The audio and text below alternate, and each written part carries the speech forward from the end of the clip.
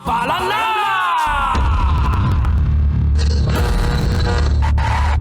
Ang tambalang kumikinang.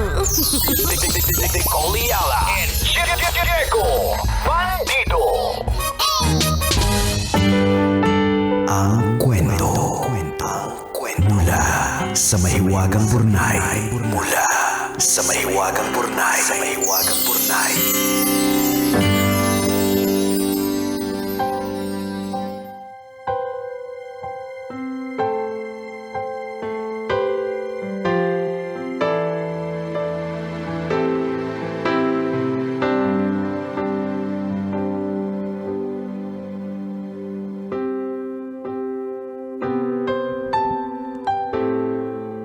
Dear kumikinang na tambalang Nicole Ayala at Diego Bandido.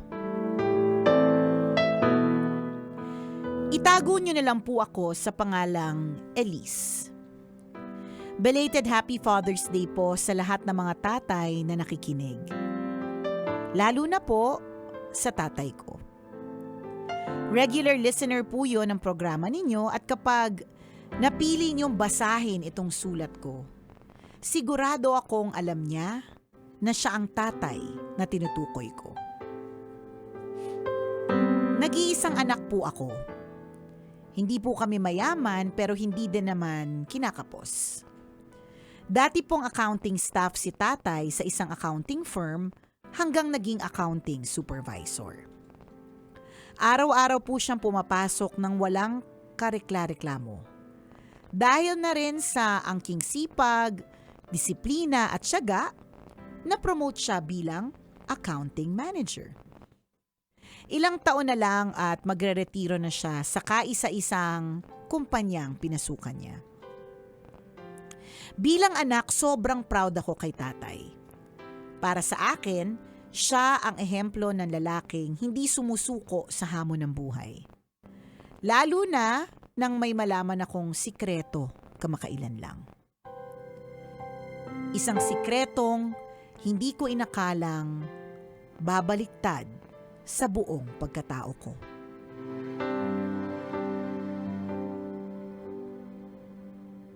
Hindi ko pala tunay na ama ang taong itinuring kong tatay simula nang isinilang ako. Hindi ko talaga maipaliwanag ang naramdaman ko nung araw na yon.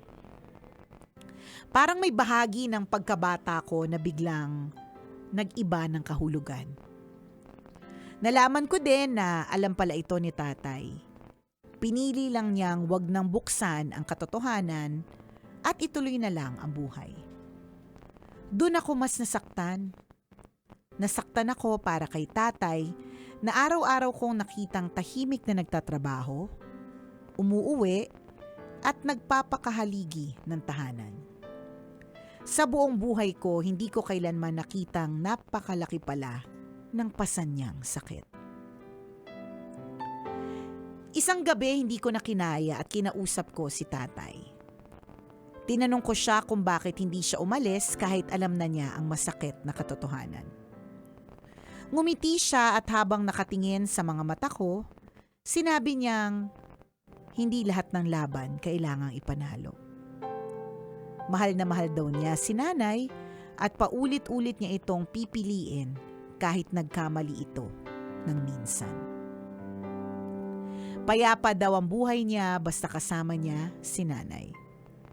Wala akong nakitang bahid ng galit sa mukha ni tatay. Walang paninisi at wala akong naramdamang hinanakit, purong pagmamahal lang. Siguro nga may mga ama talagang pinipiling magmahal kahit masakit.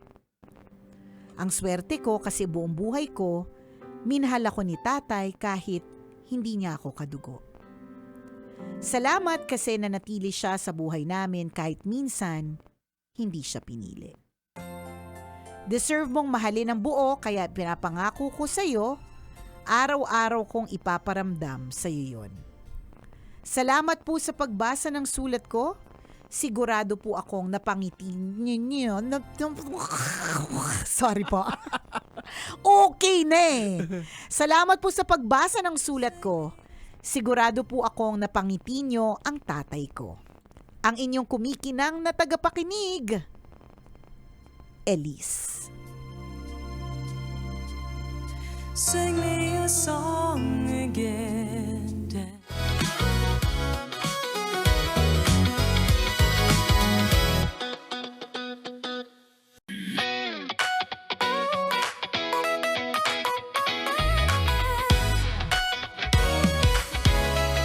Kunyari, hindi ko alam yung kanta.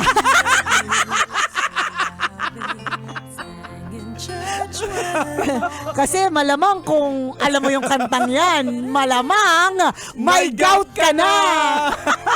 With all your words of wisdom. Sige na nga, hindi ko alam yung kanta. Hello to you, Elise. Hi, Elise. Sasabihin ko sana, dapat sinabi mo na lang yung pangalan ni Daddy Oo. para nabigyan natin ng proper na pagpupugay. Tama. Kaya lang, dahil syempre sikreto ito, Jegs, ano naman nating isblock sa buong universe, Tama. diba? So, dahil ang tatay mo ay lagi nakatutok sa atin. Hello to you, Daddy. You Hello know po, who you tatay. are. Oo. You know who you are. Bilib na bilib kami sa'yo. Happy Father's Day at maraming salamat sa purong pagmamahal na binibigay mo Oo. para sa iyong pamilya. Alam mo, para sa isang tatay na hindi, yung pinalaki yung anak na hindi mo biological, parang may mga battles deep inside na sa kabila ng pagmamahal mo na parang kine-question mo yung sarili mo na lagi na nagawa ko ba ng tama? Nagawa ko ba yung yung dapat? Kasi laging there is a question sa iyo Correct. na dahil hindi naman ako kadugo nito, baka kulang ako. So laging may ganun Kaya saludo sa kay tatay ni Elise na sa kabila ng Nang ganong pagka-question. Oo. At saka sa gitna ng yung bukod sa self-doubt, yung feeling na syempre nagloko din talaga si Mrs. Yun Oo. yung talaga yung katotohanan. Correct. Pero pinili niya pa rin magpatawad. Tapos Oo. pinili niya pa rin magmahal. tama. Diba? Pasabog. Ayan. Hindi tunay na hindi po lahat ng superhero ay may kapa. Tama. May iba accounting manager sa isang Correct. accounting firm. Diba? Ayan. Kasi At yun. may part sa pagiging isang lalaki na you have to shut it down. Kasi ang sa mga lalaki kasi 'di ba merong tinatawag na machismo spirit. Yan, Na lalaki correct. ako Ego. Yung ego. So Oo. may part sa ginawa ni tatay na shinut down niya yon dahil sa pagmamahal doon sa asawa niya and to be talagang faithful na head of the family. Correct. Ayan. At saka ang maganda din kay Elise, Mhm. kung titingnan natin yung punto de vista ni Elise na parang bigla siya nakaramdam ng awa sa tatay niya at lalong pagkabilib, 'di ba? In all fairness naman din to Elise, hindi na para hanapin. Parang Oo. wala sa puso niya hanapin ng biological dad. Talagang dun na lang din siya sa purong pagtanggap. Mhm. Purong pagtanggap dun sa ginawang pagmamahal ng tatay niya at sa nanay niya din. Oo. Kasi kailangan ding napatawad mo rin yung nanay mo Correct. sa ganitong klaseng Oo. eksena. At malalaman mo na things turn out right, Elise, kung ano yung sitwasyon mo ngayon. Correct. Ibig sabihin na palaki ka ng tama, nabigyan ka ng tamang pagmamahal. Ibig sabihin, kung paano pinili ng tatay mo yung pagmamahal, na napalaki ka niya na maayos, ganun ka din kasi pinili mo ring magmahal na lang din Oo. ulit pabalik. Tama. Diba? Ayan. So, happy family kayo. Oo. Nakakatuwa naman. No? Diba? Talagang indeed, truly a happy Father's Day. At Tama. gano'n naman po talaga na hindi naman po ang itinuturing lang nating mga tatay ay yung mga biological. Mhm. Iba-iba po ang form ng Correct. fatherhood. Tama. Meron din namang yung mga single parents. Yes, Yung mga oo. kaya pagka ganyan, pagka Father's Day, yung mga friends kong mga single moms, binabati ko din sila ng Happy Oo, Father's Day. Kasi sila yung tumayo ang na nanay at tatay. Oo. Ganyan. Meron din namang mga tatay sa mga fur babies. Mhm, oo. 'Di ba? Merong ding tatay katulad ng tatay ni Elise na tumatayo kahit hindi sila yung biological parents, tama. 'di ba? So iba't iba ang form ng fatherhood. Oh, actually mas doble yung pagmamahal based on experience ng ibibigay ng isang tatay na hindi biological kasi Yung alam mo kanyang anak. deep inside na parang hindi ako yung ano, pero Paano ko parang ba mas- may bibigay? Yan, oo. So, kino-compensate mo yung ano na maibibigay ng Oo. yung totoong tatay. Correct. Hindi So, may man ganong ako ano. yung kadugo. Oo. So Pero parang feeling feeling ka na lamang yung may kadugo talaga eh. So Oo. paano, how do I compensate na hindi ako yung kadugo Oo. talaga? So, laging may ganon. May ganon siya na ano na dapat. Napakiramdam. So hindi talaga din siya madali. Oo. Kaya saludo tayo dun sa tatay mo, Ayan, Elise. sa tatay ni Elise. Yan. Oo. You know who you are. Oo. Tay, kailan ba inuman natin dyan? Ayan. Ay, Elise, kaya lang, pag may time, dali mo dito. Oo, dalhin mo dito. Kung fan si tatay talaga ng Love Radio Correct. at tambalanista. ay, bibigyan namin siya ng Love Radio merchandise. Oo. Bisita kayo dito. Mamit namin kayo in person. Correct ka. Alam mo, nakakatuwa na makarinig ng ganitong mga klaseng mga kwento. Mhm. Sa gitna ng, may ewan ko kung dumaan sa feed mo, may mga barilan sa mga schools, Ay, oo, mga yung ganyan. mga estudyante. Actually, kakababasa ko lang. Oo, eh. 'di ba? Parang pag meron tayong naririnig na ganitong klase mga kwento, ito pa rin yung nagpapa-hold on tayo sa humanity na Oo. hindi naman po lahat ay masama. Oo. Na may mga tao pa rin naman talaga na mabubuti at nananatiling maging mabuti. Oh, kaya ito, call out din to sa lahat po ng mga kabataan na sa mga tatay ninyo, sa mga parents na nanay ninyo, lagi kung may lakad kayo, magpaalam kayo. Ay, totoo yun. Kasi alam nyo kung nagpapaalam kayo, pinagdarasal kayo ng mga parents ninyo eh. True. Pagdadasal kayo na safe kayo kasi kung hindi nila alam kung saan kayo, Paano? oo, nag-worry sila sobra. Correct. Oo. Alam mo, isang pagpapaalala talaga na yung sinabi mong magpaalam, magsabi. Totoo talaga yung wag kang aalis ng bahay nang hindi kayo magkakabate, na magkakagalit kayo, wag ganon. As much as possible. Syempre, normal lang naman yung may tampuhan, Oo. normal lang naman yung may inisan. Yeah. Kaya lang kasi, ang iniisip ko lagi talaga dyan, morbid man kung morbid what if? or nega man kung nega. Pero what if hindi na makauwi? Oho. Hindi man kunyari yung tatay mo or nanay mo, kundi ikaw. Oho.